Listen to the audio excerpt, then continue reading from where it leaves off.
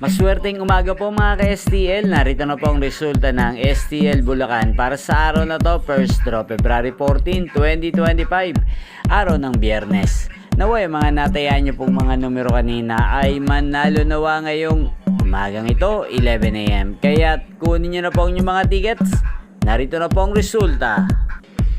Ang mga numerong nanalo sa STL Bulacan ngayong umagang ito, February 14, 2025, 11 AM. First draw result, 19 at 18 in exact order.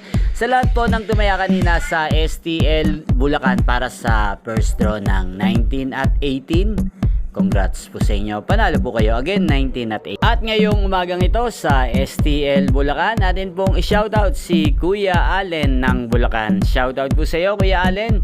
Sana po ay nasa mabuti ka pong kalagayan. Gayun din po sa lahat po ng mga taga Bulacan dyan na laging nanonood sa aking channel. Shoutout po sa inyo. Inyo pong napanood ang resulta ng STL Bulacan sa channel na to, Roderick Hernandez TV. Maraming salamat po sa patuloy niyo pong panonood at pagsuporta sa aking channel. Magkita-kita pong muli tayo mamaya alas 4 ng hapon. Thank you for watching.